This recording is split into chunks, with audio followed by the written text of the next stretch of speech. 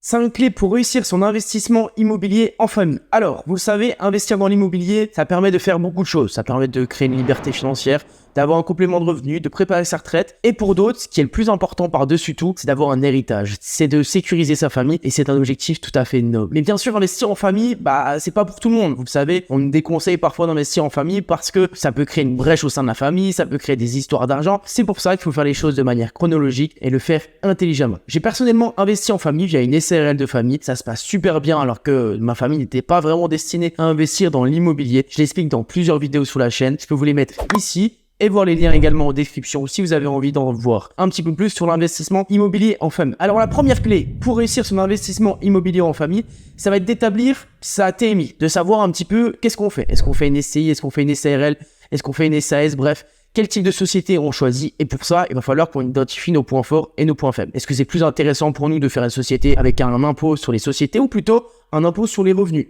En général, je dis bien en général, mais ce n'est pas une règle universelle. Si vous avez une TMI qui est plutôt élevée, vous allez plutôt favoriser l'impôt sur les sociétés. Et si vous avez une TMI qui est plutôt faible, vous allez privilégier un impôt sur le revenu. Ça va être la première étape. Je vous invite d'en discuter avec votre comptable, mais la première chose à faire, c'est de vous renseigner vous, parce que plus vous êtes informé, moins vous allez vous faire...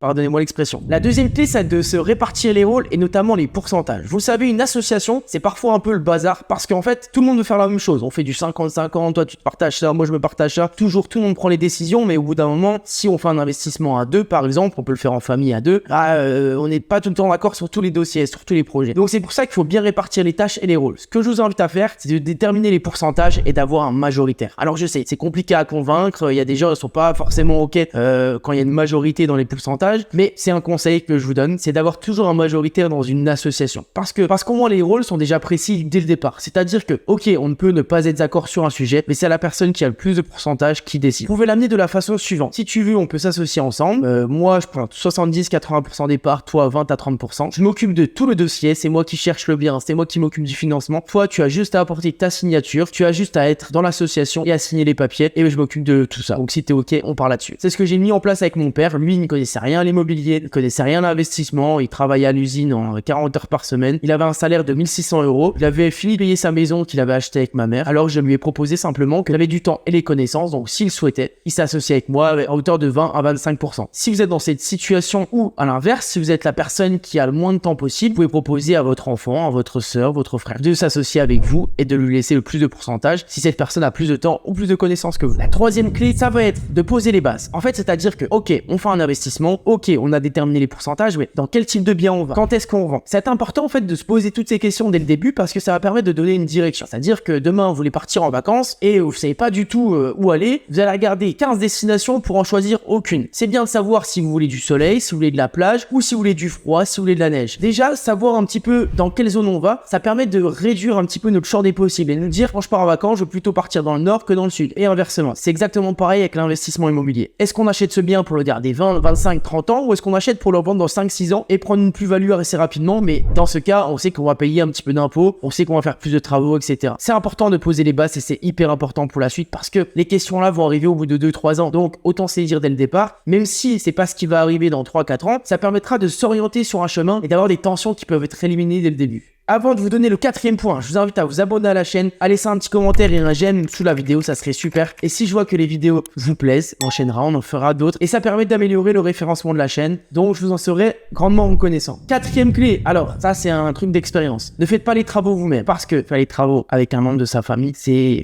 un bordel sans fin. Tout le monde a son avis, tout le monde veut faire une sorte. Il y en a un qui veut le faire parfaitement, l'autre qui veut le faire de manière bâclée, il y en a un qui veut pas trop dépenser d'argent, l'autre qui veut le faire bien. Bref, je vous invite à faire le minimum vous. Un coup de peinture, ça, tout le monde peut le faire. Ça va pas nécessiter trop de tension au sein de l'équipe. Mais par contre, les gros travaux, je vous invite à tout déléguer. Donc, de bien le prévoir dans votre budget de départ, dans votre budget de recherche de l'investissement immobilier en question. La cinquième et dernière clé qui peut paraître un petit peu absurde, mais je pense qu'elle est nécessaire d'être dans ce top, dans ce classement, ça va être de profiter. C'est-à-dire quand vous allez commencer à générer des revenus et des profits, il y en a un qui peut avoir tendance à tout vouloir réinvestir tout le temps, constamment. Et l'autre qui a peut-être le moins de pourcentage, le moins d'engagement dans cette association, lui, il veut aussi en profiter. Il s'est dit, bah moi j'ai été ok avec cet investissement, donc je vais en profiter. Donc n'hésitez pas parfois avec l'argent que vous avez, bah, de le prendre, de payer peut-être un peu d'impôts si vous êtes sur l'impôt sur les sociétés, de prendre des dividendes. Et si vous êtes sur une société à l'IR, bah, de payer avec cette société des choses qui peuvent rentrer dans votre bilan comptable. Mais je vous invite à vous faire un petit peu plaisir, sans dépenser des mille et des cents non plus, mais en profitant un tout petit peu, un petit geste, je sais pas, petites choses qui peuvent vous faire plaisir parfois. Et bah ça permet de maintenir le moral des troupes, même si c'est un investissement en famille, c'est hyper important pour la suite. Donc voilà, j'espère que ça vous a plu. Le premier lien en description, avant de partir, je sais que vous avez déjà fermé la vidéo, mais ceux qui sont encore là, et bah le premier lien en description, vous rentrez votre email, ça vous permet d'être inscrit à la newsletter. On est pratiquement 2000 dans la newsletter, donc c'est top. On s'envoie des mails une fois par semaine, une fois toutes les 3 semaines, ça dépend. Je vous spamme pas de mails, mais c'est des mails très pertinents, plus philosophiques, plus pertinents sur l'immobilier et un petit peu plus poussés dans les réflexions. C'est le premier lien en description. Et si en plus vous avez envie de partager cette vidéo à un membre de votre famille, bah faites-le, ça serait top. En attendant, je vous souhaite une très belle journée, très belle soirée, très belle matinée. C'était Guillaume de Renta Locative. À très vite.